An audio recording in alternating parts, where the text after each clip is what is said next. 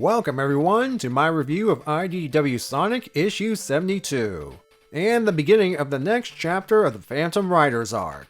I'll go ahead and place my spoiler warning here, because this issue continues to lay on the surprises. But before we get to that, let's go ahead and recap what happened last time. Tails and Amy got the answers they needed after rescuing Belle, and figured out who's responsible behind Clean Sweep Inc. Meanwhile, Mimic assumed the form of the Phantom Rider in order to flesh out the real deal and unmask him. It worked. Not only did Mimic and later Clutch learn of Sonic being the Phantom Rider, so did the group that chased the fake Phantom Rider. In the aftermath, Tangle and Whisper and the Babylon Rogues believe there is more going on if Sonic's disrupting a clean sweepstakes like this, and plan to figure this all out. Independent of one another, of course. Surge is more concerned about her growing reputation as a hero, and after meeting a fan, she's decided that she doesn't want to do Clutch's dirty work anymore.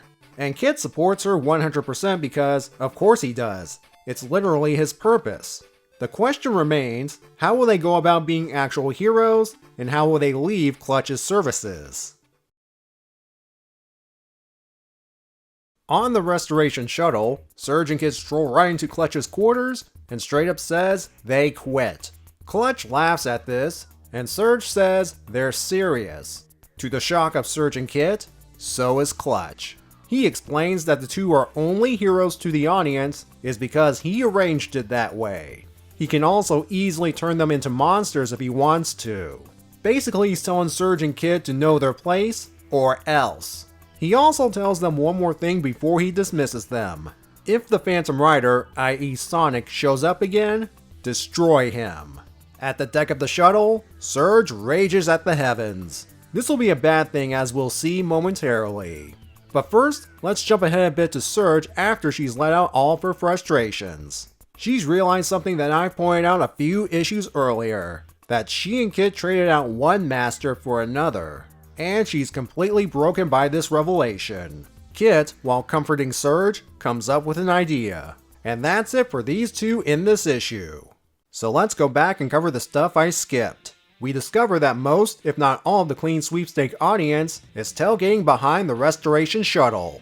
Between the dark stormy clouds and the flying vehicles, I'm getting the opening of Back to the Future 2 vibes. Sonic is hiding among the caravan trying to fix his wrist device. Seems Mimic did more damage to it than we realized. Since Sonic cannot fix it without Tails' help, he has to rely on a hooded cloak to hide his identity. Things are about to get worse for Sonic and the caravan, as this already bad weather suddenly becomes an electrical storm, all thanks to a certain Tenric.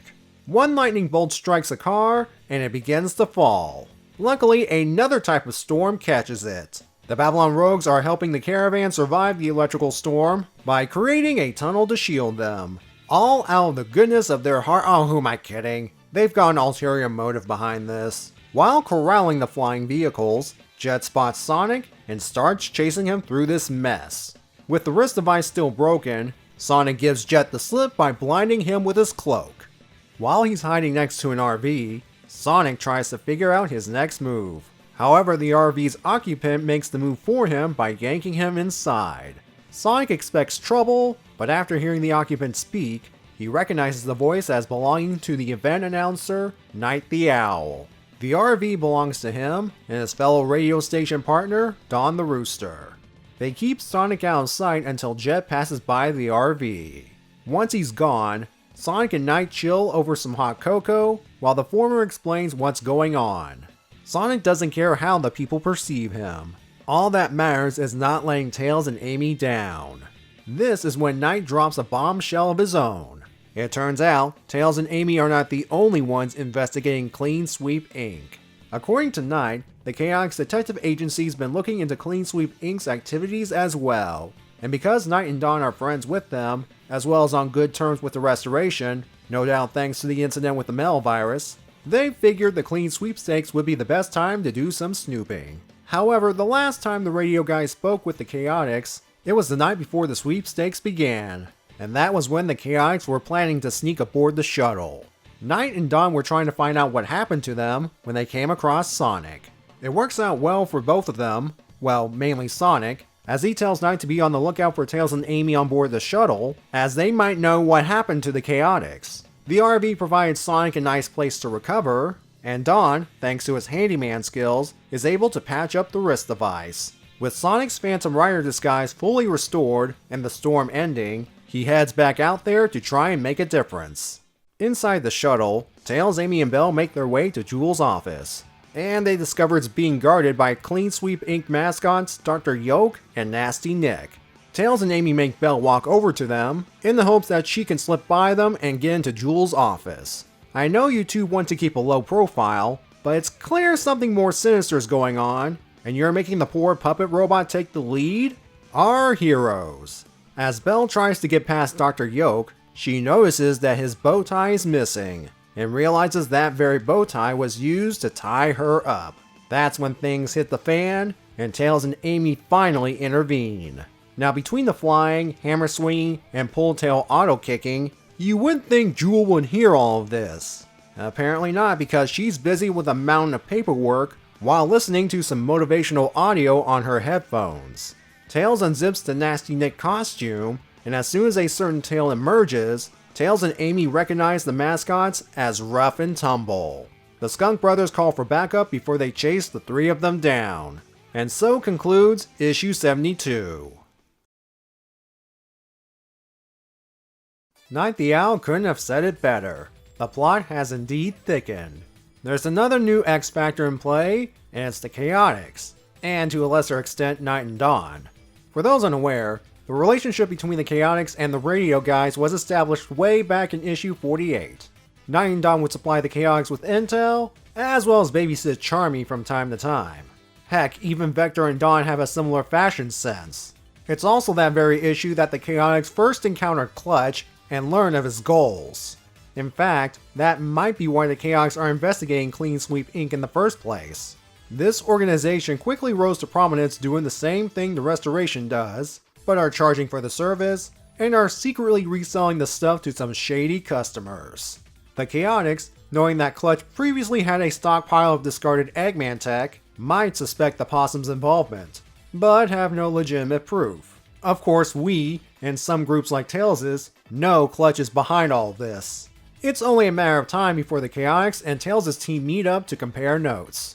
Spoiler warning for future solicitations, but that would explain why the Chaotix would appear on the covers for the next few issues. There's something I want to point out about Night and Dawn encountering Sonic. It appears that this is the first time the Hedgehog has met these two. I'm going to place an Omega level spoiler warning here because I'm about to speculate on something, and it involves a recently released one-shot issue. So if you don't want the rest of the Clean Sweep Inc. saga ruined, please skip to this time right here. I'll give you a moment to do so, and here we go. Recently, the one-shot special Spring Broken came out, and it featured Night the Owl as one of the judges at a flower competition, with Don the Rooster working behind the scenes. Sonic was present, and it seems he was familiar with them. This implies that Spring Broken happened after the Clean Sweep Inc. saga because when Sonic met Night in the RV, he only knows him as the Clean Sweepstakes announcer, and not the guy from the radio station who was hosting the flower competition. That means things, of course, will work out for our heroes by the end of the Clean Sweep Inc. saga. It's just a matter of how, and what will happen to some characters in the aftermath. There are a couple of things that might make some people believe Spring Broken happened before the Clean Sweepstakes event. 1. The story is being printed in the same trade paperback that kicked off the sweepstakes, and 2. No one brought up the sweepstakes during the flower competition. For the first one, it's not unheard of to publish stories out of order, especially if they're not connected to the main narrative. It's there to fill up space in the trade paperback. And for the second one, the in-universe reason it's not brought up is because the heroes saved the day and are moving on with their lives. They don't want to be reminded of that incident during a supposed peaceful outing, even if two elements from Clean Sweep Inc. were present. Out of universe, chances are the writer of Spring Broken was probably unaware of the ongoing narrative in the main book when working on this one-shot. Maybe. This does raise an interesting question. How much does a guest writer know of the mainstay's plans for the main book? I mean, as far as I'm aware, they are Sonic fans, and at least know enough of the book to get the established characters correct. They just want to make a fun story separate from the main book, which I understand. That just means Evan and or Ian will have to work around it if any of that stuff becomes relevant. I'm getting a little bit off topic, so let's head back into this issue. We've got another comparison between Sonic and Surge, this time regarding heroism and reputation. Surge, who's beginning to get a taste of what it's like to be a hero, learns it was all manufactured by Clutch as another means of control. Thankfully not the encounter with the little girl. At least I hope not. Surge believes she can waltz up to Clutch and verbally hand him their resignation all willy-nilly. This kind of proves how naive she is, and that falling in with the wrong crowd can have consequences. For you see, slimy businessman Clutch used his authority to present the two as heroes, and he can use that same authority to make them monsters. I guess the whole knowledge of their past thing is out the window. Then again, it could have all been a lie in the first place. You might be wondering, why doesn't Surge zap him right then and there, or have Kit drown him? Clutch probably has contingencies in case that happens. He, or any of his loyal goons, could broadcast to the public Surge's incident in Central City, or Mimic could assume her form and do some nasty things. And because Surge and Kit don't want to lose their new status as heroes, they have to follow him for now. Though this didn't stop Surge from releasing her frustrations and inadvertently cause problems for the caravan. This impulsive act might bite her in the behind later on. That's why she's got Kit, who has an idea that could possibly salvage their plan to be heroes. Compare this to Sonic. His reputation as a hero is legendary at this point, and he's risking it by being the Phantom Rider. But he doesn't care. He has to do this so that Tails and Amy can get to the bottom of this whole clean sweep Inc. situation. No matter what you think of Sonic, he will do the right thing regardless of the consequences. Remember, this is the same guy who got turned into a feral beast and was a walking biohazard, and he still saved the world both those times. The Babylon Rogues are taking advantage of Surge's chaos to build up their own hero cred, with the hopes that they'll get some payout in return. To be fair, they did save the caravan from the lightning. We'll see if it pays off for them in the long run. Though Jet couldn't help himself when he spotted Sonic and gave chase. I'm surprised that no one else besides Night and Dawn recognized Sonic among the chaos. It has to be the cloak. I actually kinda like the whole ensemble Sonic wore for the first half of the issue. The helmetless Phantom Rider suit combined with the hooded cloak. Somehow it kinda makes him more awesome. I would not be surprised if he, or anyone in the actual comic staff, was inspired by Mechasonics. It did look cool on him. Tails, Amy, and Belle's attempt to reach Jewel got more complicated, thanks to the appearance of Rough and Tumble. I think these two were the mascots all along. Their presence makes sense as the clean sweepstakes is Clutch's big play to finally deal with the restoration, and that would require every asset he's got, no matter how incompetent some of them can be at times. While not entertaining the public, Rough and Tumble essentially are keeping Jewel prisoner. Okay, it doesn't look like she's a prisoner, but by being buried in her work and keeping uninvited guests out, she basically is one. What's notable about them calling for backup is that Tails' group is considered to be more infiltrators, further confirming that the Chaotix are somewhere on board. They probably tried to reach Jewel themselves earlier, but somehow didn't get past Rough and Tumble, or they're having their own trouble with other Clean Sweep Inc. goons. We'll have to wait and see. There are some hidden Easter eggs as usual, and one of them is so well hidden, you might not be able to catch it unless someone tells you about it.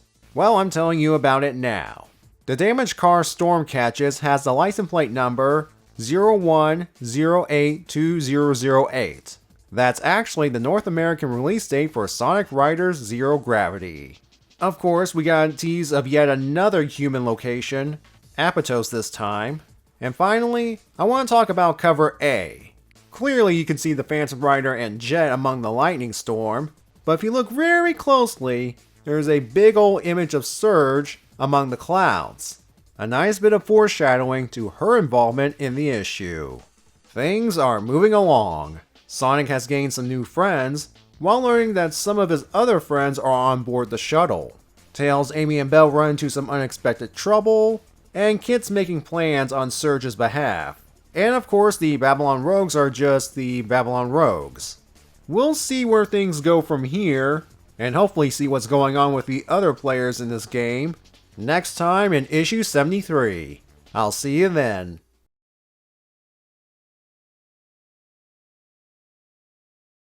So the name of the Radio Guys' RV is called the Bad Investment. This could either mean that it was a piece of junk they got at a cheap price, and Don spent time and money getting it into a decent shape, or it was very expensive, yet it looked alright, and they're experiencing buyer's remorse. Or it's possible that it's a combination of it being expensive, and a piece of junk Don had to spend time and money to fix.